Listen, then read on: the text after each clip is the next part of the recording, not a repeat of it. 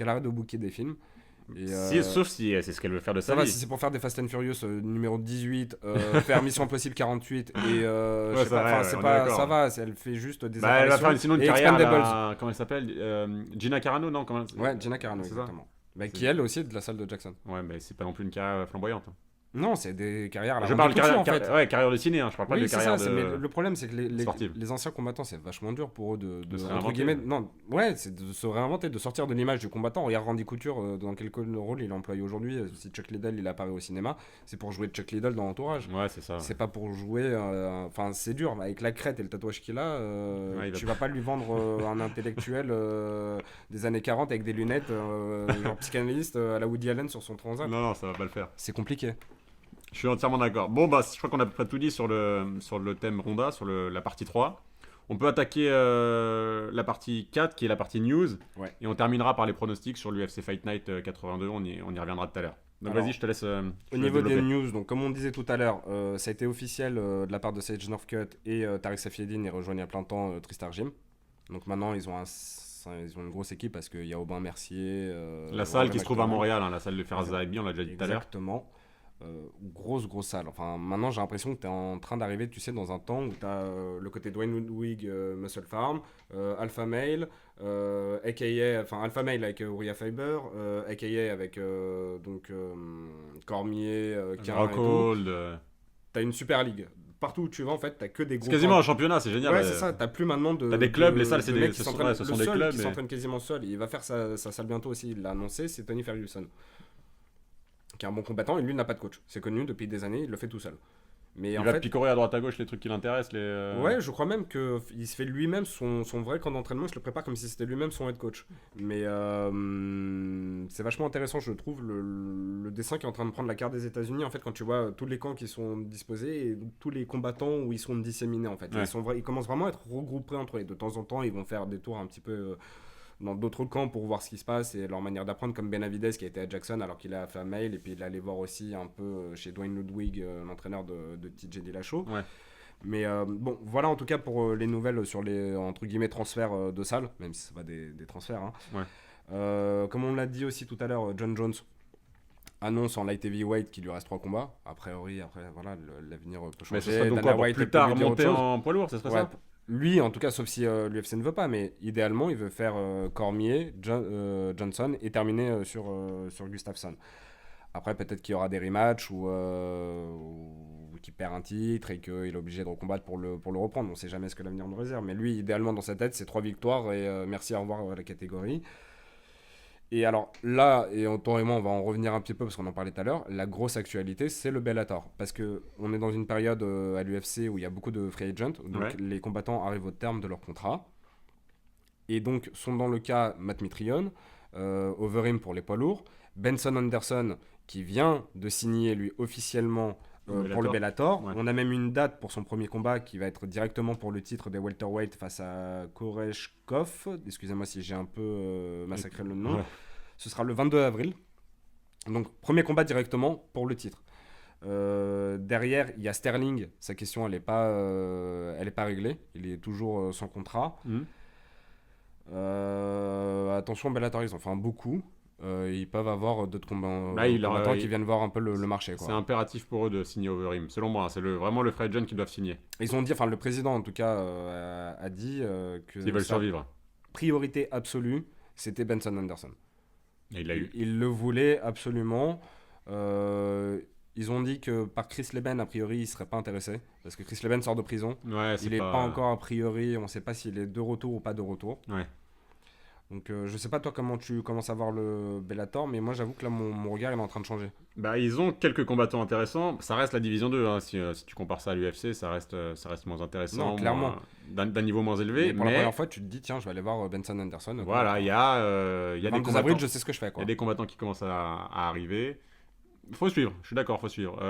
Et puis ils ont 2-3 combattants qui méritent largement leur place à l'UFC, mais qui pour des raisons X ou Y n'y sont pas. Et l'exemple le plus frappant, c'est Rousimar Palhares en middleweight, qui est l'un des meilleurs du monde. Hein. Il faut pas se le Tu penses cacher. qu'il serait champion ou pas s'il était resté à l'UFC? Je pense pas. Mais il serait dans un top 5, top 10. Minimum top 10, maximum top 5.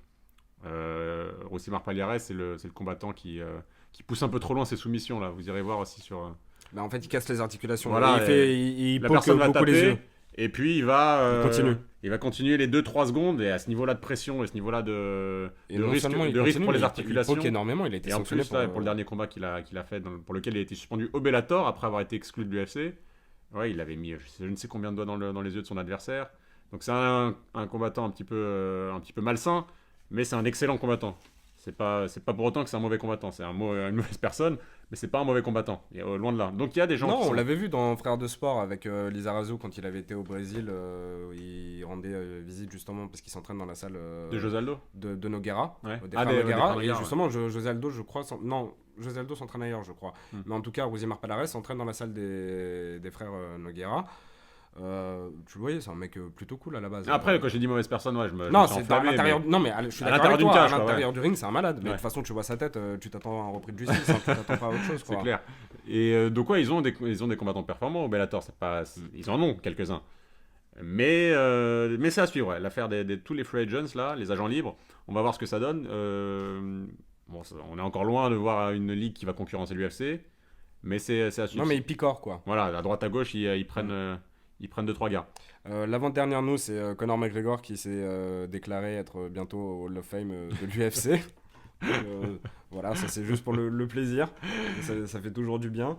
Il a Et, quoi, 5-6 combats à l'UFC? Même pas, non, si, peut-être 6. Ouais, pas loin. Ça, Mais, 6, 7, je sais plus. Ouais. Franchement, je suis d'accord, moi je lui donne tout de suite, y a pas de souci. Il y sera il peut-être. non, mais il y Sûrement, sera, c'est ouais. sûr, quasiment, mais Sûrement. pas maintenant. Mais, mais bon, je suis pour. Tu voulais pas dire un mot aussi sur BJ Penn? BJ Penn qui a officialisé son retour, merci de m'y faire penser, qui rejoint la salle de Jackson Wink avec donc Carlos Condit, John Jones, Daniel Cerrone, Holly Holm.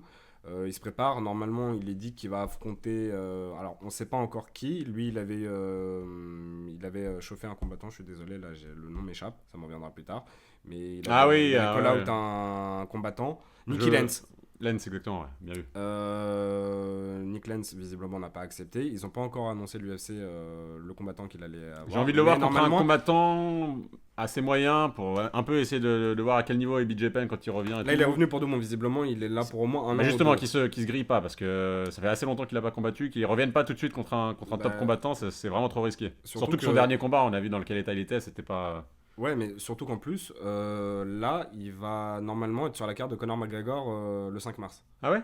Il lui demande à combattre pour le 5 mars. Il dit qu'il s'entraîne depuis un moment. Donc voilà, non seulement il va pas falloir qu'il brûle les étapes en termes d'adversaire, mais dans son planning de retour, lui dit qu'il s'entraîne depuis un moment. Donc peut-être qu'il est en forme. Ouais. Mais voilà, faut peut-être se préserver.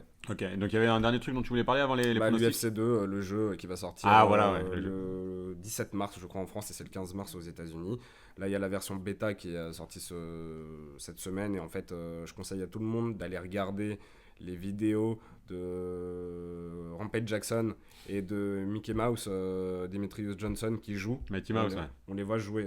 J'ai dit quoi, Mickey Mouse? Mickey Mouse. On les voit jouer, c'est très marrant, ils se filment sur YouTube. Vous voyez tous les welterweight qui sont faits. Rory McDonald, il a un rendu mais quasi parfait. Il y a Lawler, il y a Condit. Les autres combattants, les autres. Le roster est plus gros que dans le UFC 1. Il y a 200 à 250 combattants, voire un tout petit peu plus, je crois. Donc c'est énorme. Ça. Mais là, ils ont juste mis en disponible les welterweight.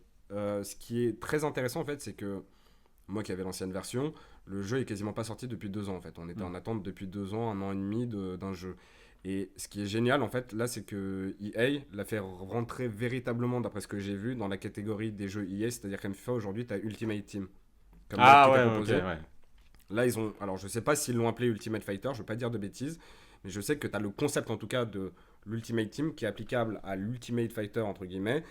C'est-à-dire que tu vas pouvoir avoir des cartes où tu achètes des contrats pour ton joueur, tu achètes des capacités en soumission, en striking, en ceci, en cela, en clé. Et puis tu crées ensuite ta team, on parlait de salle tout à l'heure, tu crées ta salle en fait en quelque sorte, c'est ça? Alors je sais pas pour la salle, mais en tout cas pour le combattant, ça c'est sûr. J'ai vu, j'ai pas eu la patience de regarder toute la vidéo qui durait 20 minutes sur comment créer ton combattant parce que j'ai plus 14 ans, mais...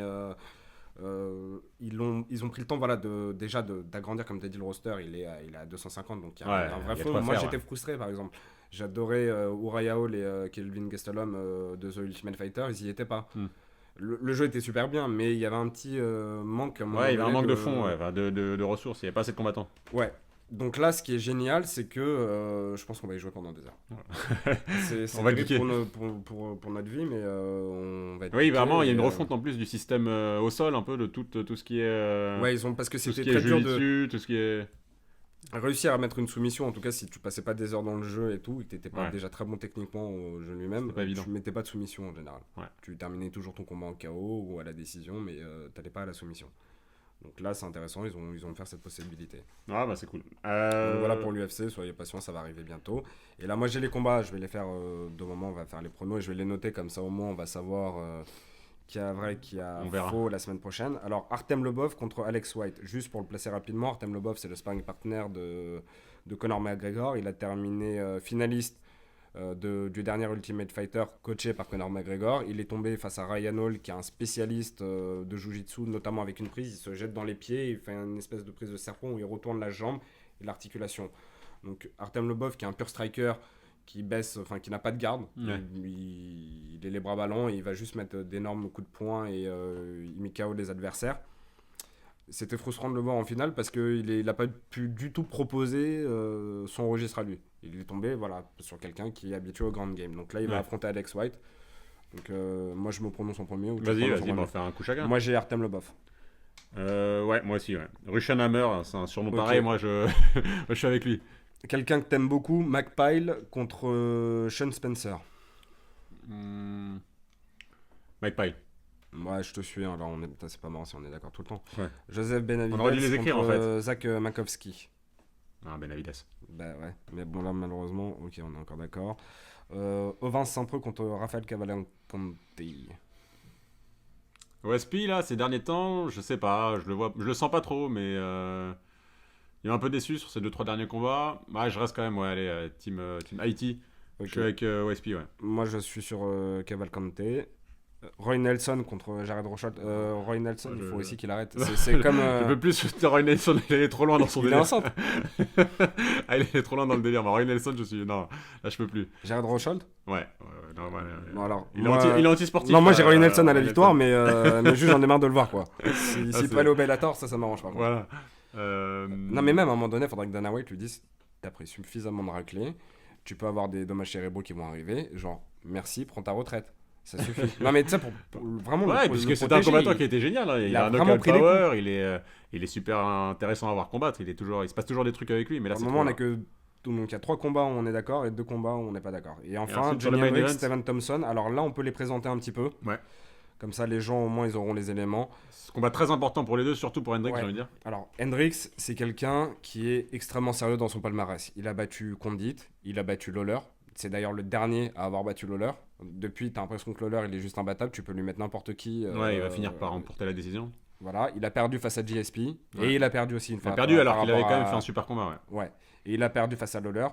Donc il vient de la lutte. Donc c'est un très très gros niveau au sol. Ouais. Et il est puissant en frappe. Ouais. Ça c'est pour les atouts. Le gros problème c'est que ces weight cuts, elles sont lamentables depuis les 2 derniers combats je crois. Notamment le dernier où il a terminé à l'hôpital parce que c'était Avec il des avait calculs terminé rénaux ou des trucs comme ça. déshydraté, calculs rénaux et il était vraiment pas en bonne santé. Bon là il a changé son régime, il a changé de préparateur physique.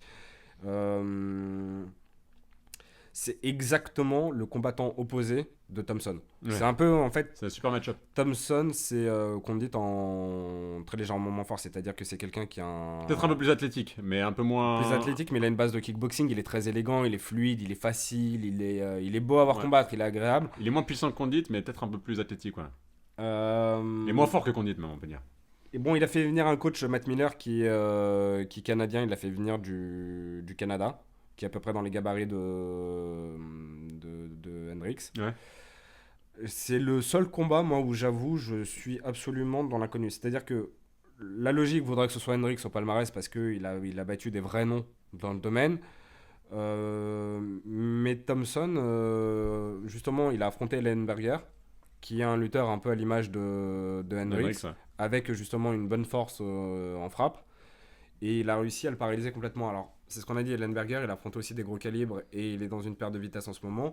Hendricks est lui aussi en perte de vitesse. Malheureusement, on peut pas mettre. Enfin, on peut mettre match nul On pourrait, mais non, on on va pourrait, pas le mais faire. c'est pas réaliste. Moi, je vais te laisser décider en premier ou peut-être encore présenter le combat si t'as d'autres choses à dire. Non, ouais, Mais c'est moi, ça. j'avoue Moi, que c'est je suis plutôt sur vraiment indécis sur l'issue le du combat. contexte. Moi, le contexte du combat pour Hendrix, c'est un combat. C'est qui est tout double. Ouais, assez important. Kitoudou, peut-être pas, parce il est pas complètement retombé dans la catégorie, Il avait été blessé, pardon, dans l'avant-dernier mais combat. il commence à Dans être le loin dernier de la combat, ceinture, là. il annule parce qu'il a les calculs rénaux. Si là, il perd face à Thompson, Thompson, c'est un coup de projecteur pour lui, un Ouais. coup en avant dans la division. Et lui, il y aura clairement Tyron Woodley qui sera devant. Il y aura Rory Rory McDonald, McDonald, Carlos Condit, Lawler et Lawler, GSP s'il revient. GSP. Ça fait beaucoup de combattants. Ouais. Damien Maia qui est en train d'être sur une très très grosse série de victoires. Ouais. Après qui est en fin de carrière, mais qui est Non, sur mais une- qui monte le bout de son nez. Il Ouais. a un beau combat là qui arrive, Damien Maia, face à. Qui déjà Excuse-moi, dans pas longtemps. Pour moi, c'est le meilleur combattant de Jiu-Jitsu de tout l'UFC, Damien Maia. Clairement, ouais. Tout l'UFC, pour moi, c'est le meilleur. Mais donc. Pound for pound, il est C'est marrant exceptionnel. parce que ce D'un combat, point de vue vraiment, de Jiu-Jitsu pur. Hein. ce combat, en fait, quand tu l'analyses là, avant, en termes de situation des deux, je trouve que c'est réellement indécis. Il n'y a pas de vrai challenger, il n'y a pas de contender, il n'y a rien. Il y a pas de... Moi, je vois une décision. Donc, je te dis déjà, je vois une victoire à la décision. Je vois pas une victoire par KO. Ni par soumission. Mais tu vas pas te dire de qui parce que le but c'est d'annoncer. Je le dis, ok. Alors, je vois Hendrix à la décision. Moi. Tu vois, Hendrix à la décision. Ok, donc, toi, Je tu souhaite mets pas Hendrix. forcément, parce que j'aime beaucoup Thompson. Mais je vois Hendrix à la De toute décision. façon, ça fait 1h13 qu'on les tient, je vais les tenir encore 5 minutes le temps de me décider parce que je me suis pas décidé. Non, dernière chose qu'il faut dire, c'est que Thompson, il est entraîneur dans la salle de son père. Enfin, c'est le head coach de Ouais. Thompson, c'est son père. Son père, c'est un ancien combattant aussi kickboxer qui a une salle de gym dans laquelle s'entraîne son fils. Et son fils est donc, Thompson le combattant, entraîneur depuis qu'il a 15 ans de karaté pour les petits. J'ai l'impression qu'il a peut-être une fraîcheur mentale Tu n'as pas Hendrix que n'a pas Hendrix. Hendrix, il va avoir le poids. Enfin, les deux vont avoir des poids. Thompson va avoir le poids de devoir. Il a dit clairement, c'est le plus gros challenge de ma vie face à Hendrix. Et Hendrix va avoir le challenge de montrer qu'il est encore capable d'aller titiller le haut niveau et que pourquoi pas, si c'est le rematch de Condit ou alors le Ouais. retour du GSP ou alors Tyron Woodley qui a finalement sa title shot, Tu le mérites, ouais. parce qu'il le mérite, Hendrix pourrait revenir à l'issue d'un de ces 3 combats-là s'il bat Thompson en. C'est un, Donc, ouais, c'est un petit peu un combat qui double, comme tu l'as dit, ouais. Normalement, moi je vais te dire Hendrix favori, mais déjà j'ai envie de dire quelque chose de différent pour toi, donc je vais choisir Stephen Thompson. Mais surtout, j'aime bien son style esthétique, j'aime bien le côté Carlos Condit, j'aime bien l'aisance, la facilité comme Très Moriah fluide, Hall, ouais. j'aime bien Yair Bah, c'est un Rodriguez, ses Sage combattants. Northcutt qui serait un peu abouti, ouais, c'est ça. Une sorte de Sage terminé, produit. Mais produit d'ailleurs, je fini. crois qu'il appelle aussi son perceur, donc Ah bah voilà. pour te dire, il a juste la mâchoire un peu moins carrée, le menton un peu moins carré, mais c'est moins Ken. Mais remarque, Ouais. c'est Ken aussi à 35 ans, quoi. C'est ça, c'est Ken qui a vieilli, ouais. Donc voilà, on va checker tout ça sur la prochaine émission, on verra. Ok, Puis, donc on prévoit un épisode 3. Alors, il y a plusieurs choses à annoncer. Normalement, si tout va bien, on poste ce week-end l'interview de Erwan Lecor, le coach de mouvement de Carlos Condit. Donc ça, ce serait Samedi. pour ce week-end, pour samedi, si tout va bien. Et la semaine prochaine, on va débriefer un peu comme on a débriefé aujourd'hui l'UFC on Fox 18. On va débriefer l'UFC Fight Night 82 le week-end du week-end prochain. Donc on le débriefera en courant de semaine. Logiquement, comme aujourd'hui, je pense un mercredi. On va rien annoncer encore de définitif. Mais ce qui est sûr, c'est que la semaine prochaine, si tout va bien, on aura un débrief de l'UFC Fight Night 82. Eh ben voilà C'est pour tout. l'émission. Merci à tous de nous avoir suivis pour cet épisode et puis on vous dit à la prochaine. Ciao, à bientôt. Ciao.